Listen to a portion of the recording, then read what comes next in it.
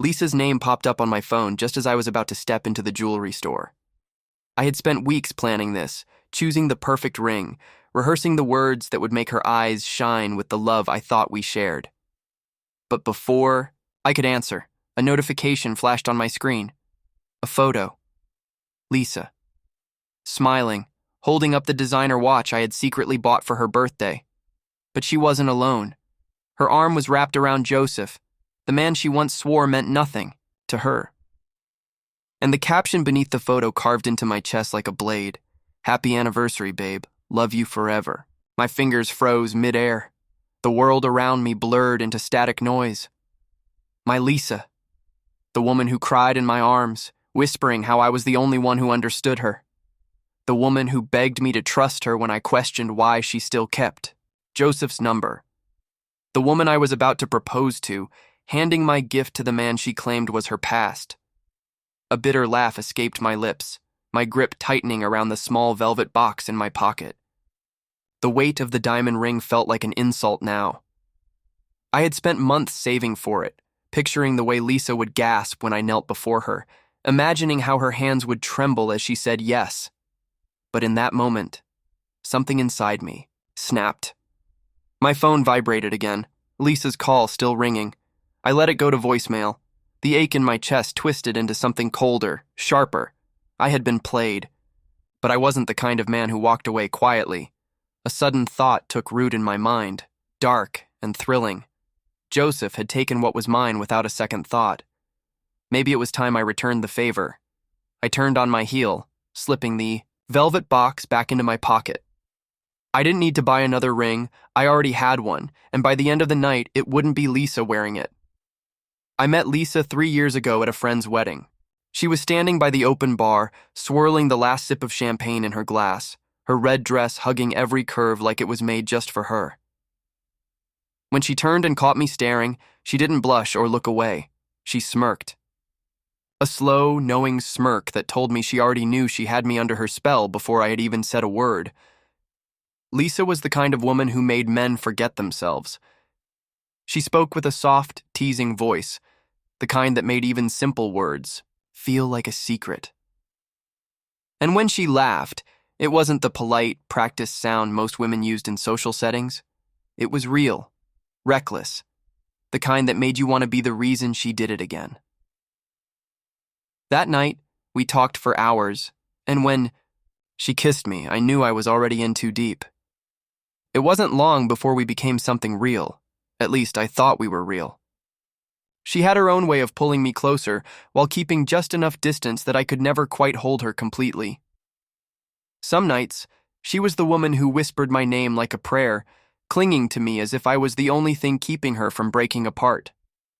Other nights, she was distant, her phone lighting up with messages she never let me see, her smile just a little too forced when I asked who it was.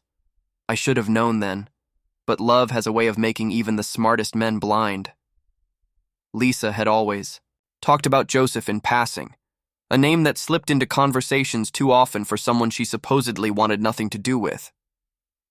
He's just an old friend, she had said once, leaning against me on the couch, tracing lazy circles on my arm. We dated for a bit in college, but it was nothing serious. He's a player, Charles. You know I'm not into men like that. I should have listened to the way she said it, too defensive, too carefully chosen. But back then, I was foolish enough to believe her. So I didn't question it when she kept in touch with him. I didn't question it when she forgot to mention she had gone out for drinks with him by accident when they ran into each other. I didn't question it when she stopped posting photos of us on social media, even though she had once loved showing off our relationship. Because when Lisa looked at me with those big pleading eyes and said, "Charles, you're the only man I care about," I let myself believe it, and then she took the gift I had spent weeks picking out, the one I had wrapped with my own hands, and gave it to the man she swore didn't matter. I had never been the type to play games. Never been the kind of man who sought revenge just to soothe a bruised ego. But that was before Lisa turned me into the fool, before she made me feel like I wasn't enough, before she made me question every single moment we had shared. So, if Joseph was going to take what was mine, then I would take something from him too, and I already knew exactly how to do it. Christine. I stood outside Lisa's apartment that night, the cool weight of the ring box still in my pocket. My knuckles hovered over the door, hesitating, but not because I was nervous about proposing. I had imagined this moment for months, picturing Lisa's reaction, the way her lips would part in shock, her hands covering her mouth, tears pooling in her eyes as she whispered, "Yes, Charles, 1,000 times yes." But now, all I could see was the image burned into my mind. Lisa, pressed against Joseph, smiling at him with the same softness she once reserved for me. The watch I had bought, the one she had gushed over in a store window, now wrapped around, his wrist like it had never belonged to me in the first place. I clenched my jaw and knocked. Seconds later, the door swung open and there she was. Lisa, standing in front of me in one of my old shirts, her hair a little messy like she had just gotten out of bed. She smiled, reaching for my hand like nothing had changed. "Hey, baby," she murmured, pulling me inside. "You didn't call—" She barely finished her sentence before I pulled my phone from my pocket and shoved the photo in front of her face. The color drained from her skin. Her lips parted slightly, then pressed into a thin line as her eyes flicked to mine. She didn't gasp in horror. She didn't look guilty. She just studied me, like she was trying to decide what the right reaction should be. Then she sighed. "Charles, it's not what you think." I let out a humorless laugh, stepping back. "Not what I think." The classic line of a liar caught in the act. "Really?" I said coldly. "Because what I think is that I spent weeks planning the perfect proposal for the woman I love, only to find out she's busy celebrating an anniversary with her ex." Lisa's eyes widened. "Anniversary?" I lifted my phone, the caption still glowing on the screen. She swallowed hard. That's just Joseph being Joseph," she stammered, stepping forward, her fingers curling around my wrist. "He's a flirt, you know that. He probably posted that as a joke." "A joke," I repeated slowly, my voice dangerously low. "Yes," she insisted. "I saw him the other day for lunch, as friends. He mentioned his birthday was coming up and I felt bad, so I—" "You felt bad," I echoed, my stomach twisting. "Bad enough to give him my gift?" Lisa exhaled, shaking, her head like I was being irrational. "Charles, you're overreacting." I let out a sharp breath, dragging my hands through my hair, struggling to stay calm. "Did you or did you not give him the watch I bought for you?" Lisa hesitated, just for a fraction of a second. "But it was enough. That's all I needed to know," I muttered, turning toward the door. She lunged forward, grabbing my arm. "Charles, wait! Don't be like this!" I pulled away, my blood boiling. Don't be like this. Like what? Like a man who just realized he had been nothing but a placeholder? "You lied to me, Lisa," I said, my voice eerily calm. "You let me think he was in the past, that you had moved on. But all this time you were keeping him close, weren't you?" Lisa scoffed, folding her arms. "Oh, come on. You're acting like I cheated." I froze. Because that was it, wasn't it? She thought that since there wasn't some physical proof, since I hadn't walked in on them in bed, she could twist this, manipulate it until I was the villain for questioning her loyalty. "You didn't have to sleep with him, Lisa," I said darkly.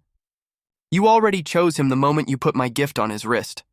She opened her mouth, probably to throw another excuse my way, but I was done listening. I turned and walked out, slamming the door behind me. Lisa didn't chase me. She probably thought I'd cool down, that I'd come crawling back after a few days, like I always did when we fought. But this wasn't a fight. This was war. And I had already chosen my battlefield. If Joseph wanted to play games, I was going to show him how it was really done.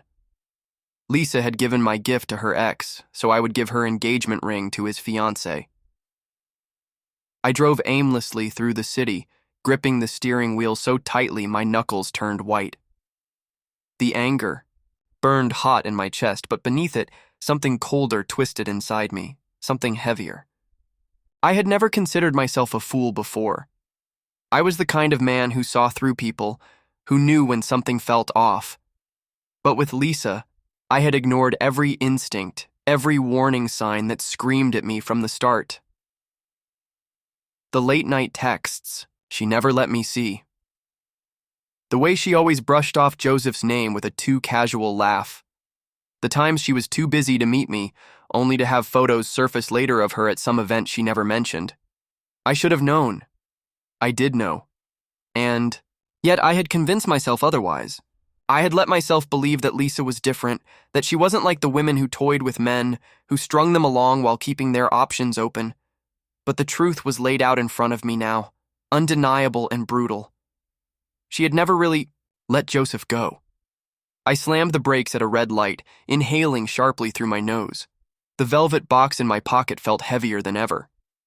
My fingers curled around it as if gripping it harder could change the reality of the situation. I had planned everything so carefully. The restaurant, the candlelight, the speech I had rehearsed in my head 100 times. I had pictured Lisa's tears, her shaky smile, the way she would throw her arms around my neck and whisper, "I love you, Charles." I always have.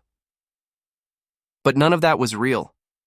Instead, she had been sitting across from Joseph, laughing, celebrating with my gift on his wrist.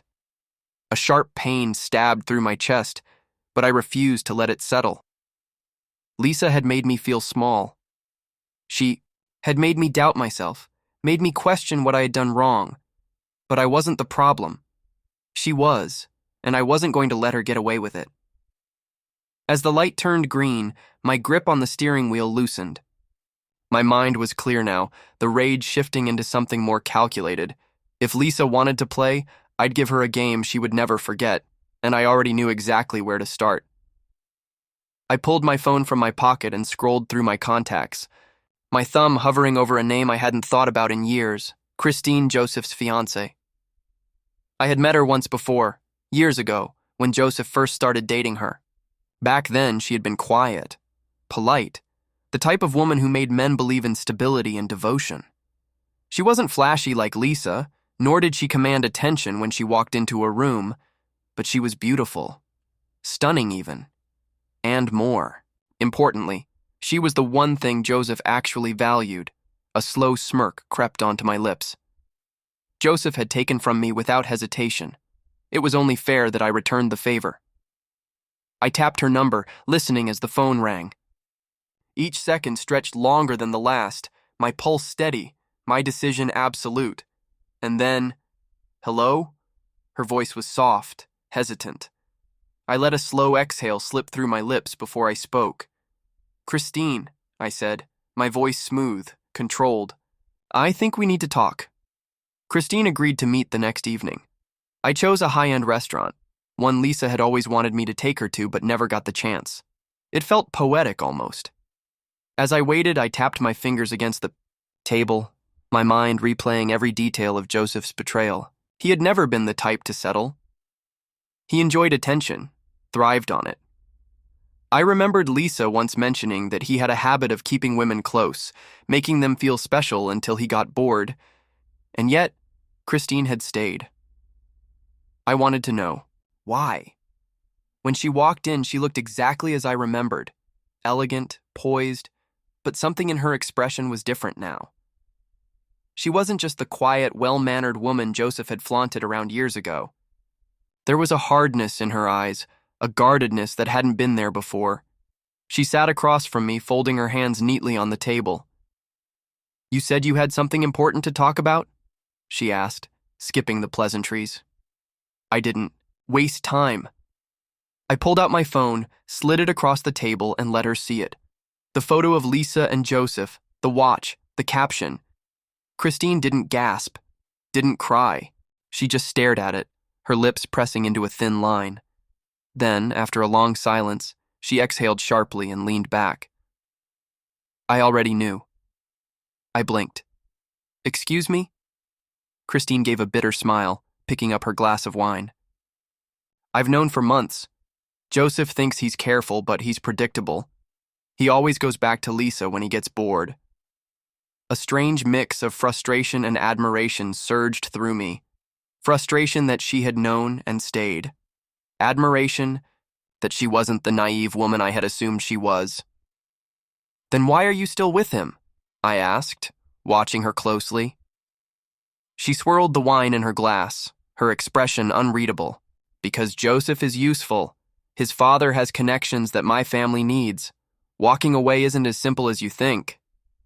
I leaned back, considering her words. Christine wasn't just another woman who had fallen for Joseph's charm. She was calculating, strategic, interesting. I smirked slightly.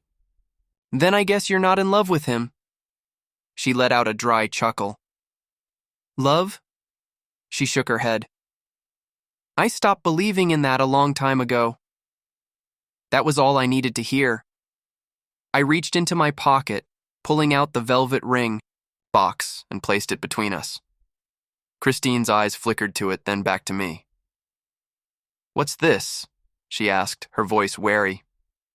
I leaned forward, my smirk deepening. An opportunity. For the first time, I saw something crack in her composed expression. You want revenge? I continued, my tone smooth, persuasive. So do I. Joseph took something from me and Lisa made me look like a fool. But we don't have to be the ones who lose. Christine stayed silent, her fingers lightly tracing the rim of her glass. I pushed the box closer. Marry me. She inhaled sharply, but I could see the intrigue flicker in her eyes. Not for real, I clarified. Just enough to make them suffer, enough to make them realize they don't own us. Christine stared at the ring, then at me, and then slowly, a smile curved her lips. Tell me more. The night of the engagement party arrived faster than I expected. The venue was perfect, grand, extravagant, the kind of place Joseph would have chosen to flaunt his wealth. But tonight, this wasn't his event. Christine stood beside me, draped in a sleek, deep red dress, her hair cascading in soft waves. She looked breathtaking, but more importantly, she looked untouchable. Joseph's gaze had lingered on her the moment we arrived, his jaw tightening as he saw her standing so comfortably next to me. Lisa, on the other hand, had been hovering near the bar, her expression unreadable. She hadn't approached yet, but I knew it was only a matter of time. Christine leaned in, her lips brushing against my ear as she whispered, "He's watching." I smirked, keeping my eyes locked on Joseph, whose fingers were clenched tightly around his drink. Lisa finally made her move. She sauntered over, her eyes darting between us before settling on me. Charles. Her voice was smooth, controlled, but I saw it. The slight tremor in her fingers, the way her gaze flickered toward Christine before quickly shifting back to me. I turned to her, feigning surprise. Lisa, didn't expect to see you here.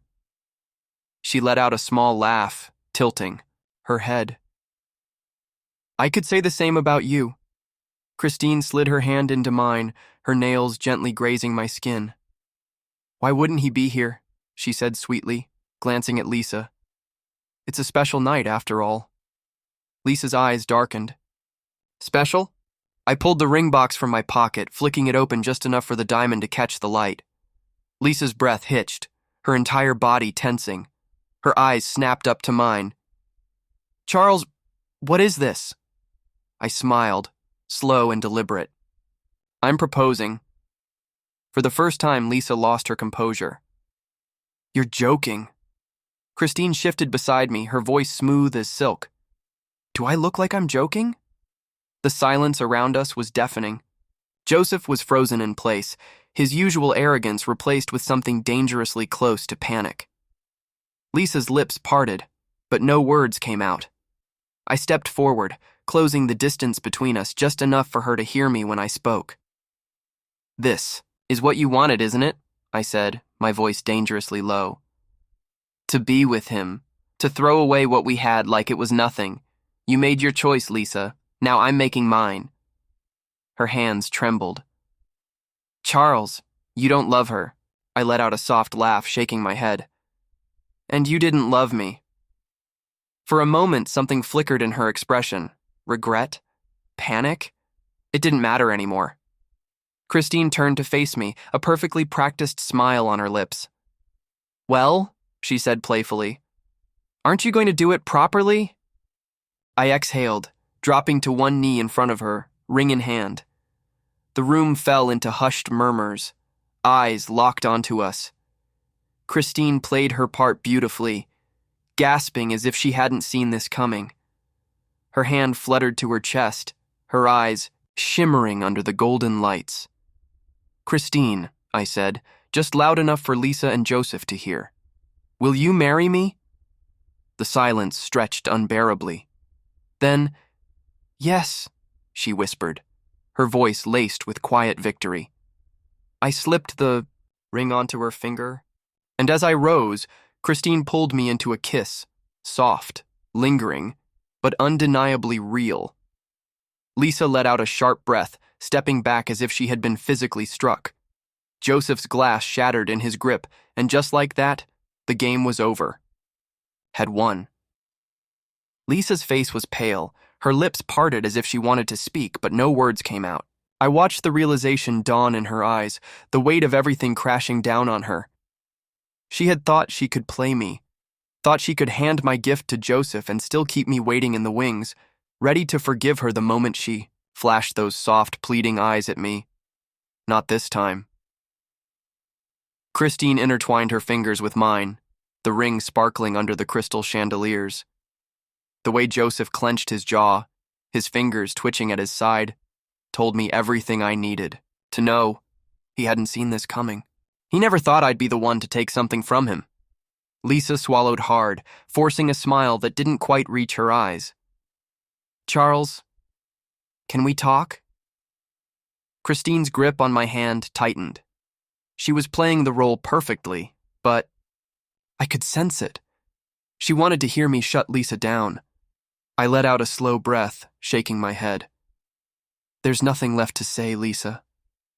Her throat bobbed, her chest rising and falling unevenly. "You don't have to do this," she whispered. I arched a brow. "Don't have to do what? Move on? Find someone who actually wants to be with me instead of keeping me as a backup plan?" She flinched. Joseph finally snapped out of his frozen state, stepping forward, forcing a smirk onto his lips. "All right, Charles, you made your point," he said, but I could hear the strain in his voice. "You got engaged to my fiancée just to get back at Lisa. Clever, but let's not drag this out, all right?" Christine turned to him, her smile never faltering. "Oh, Joseph," she sighed. "It's adorable that you think this has anything to do with Lisa." His smirk wavered. "What?" Christine let go of my hand, stepping toward him, her voice dropping just enough for only the four of us to hear. "Did you really think I didn't know about your little games? The women you keep on the side? The ones you think I don't notice?" Joseph stiffened. Christine leaned in, her voice smooth, unbothered. "I let you play for so long because I had my reasons. But you made a mistake, sweetheart. You took something from the wrong person. You should have left Charles alone." Lisa's eyes darted between us, panic creeping into her features. Joseph let out a forced laugh. "Christine, you're being ridiculous. You're just upset." Christine tilted her head, cutting him off with a sharp smile. "I'm not upset, Joseph. I'm free." And then she lifted her hand, the one wearing my engagement ring, and twisted it slightly so that every single person in the room could see. Gasps rippled through the crowd, and the moment realization set in, whispers erupted. Joseph's fiancée, his perfect, elegant, untouchable Christine, was engaged to another man. Public humiliation wasn't something Joseph could stomach. His entire image depended on being the one in control, the one people envied. Now, in front of everyone, he was the fool, his fists clenched, his breath coming unevenly as he stared at Christine like she had betrayed him. "You..." Christine leaned forward, lowering her voice to a whisper. "It doesn't feel good, does it? Watching someone walk away like you don't even matter?" Joseph's face darkened. "You think I care about this?" He let out a sharp laugh. "You'll come running back. I give it a month before you realize you made a mistake." Christine didn't react. She just smiled, tilting her head slightly, before murmuring, "Sweetheart, I realized my mistake the moment I said yes to you. Lisa took a shaky breath, her nails digging into her palms. Christine, are you really going through with this? Christine turned to her, and for the first time, I saw the ice in her expression crack just a little. I never hated you, Lisa, Christine said softly, but you should have known better. Lisa blinked, her lips parting as if she wanted to say something, anything. But what could she say? She had lost. I wrapped an arm around Christine's waist, the final piece of the act, and murmured, "Let's go." She didn't hesitate. As we walked out, the murmurs behind us only grew louder. The moment we stepped outside into the cool night air, Christine let out a deep breath, her body finally relaxing. I turned to her. "You all right?" Christine smirked. "Are you kidding? That was the most satisfying moment of my life." I chuckled, running a hand through my hair. "I have to admit, you played your part well." She grinned, looking up at me. "So did you." For a moment, we just stood there, the weight of everything finally settling. Then, Christine sighed, glancing down at the ring on her finger. "So, what now? Do we fake a messy breakup or do I get to keep this?" I exhaled, rubbing my thumb over my jaw. "That depends. How do you feel about keeping up this act for a little while longer?" Christine arched a brow. "Oh?" I met her gaze. "We don't have to rush into anything, but I think we make a good team, and I wouldn't mind seeing where this goes." Christine studied me for a moment before a slow smile curved her lips. "Well then, Charles," she murmured, twisting the ring slightly. "Looks like you just got yourself a fiancé." I smirked. Maybe this had started as revenge. But as I looked at Christine, confident, unshaken, completely unlike any woman I had ever been with, I realized something. For the first time in years, I wasn't chasing after someone who didn't want me. I had walked away. And this time, I wasn't the fool.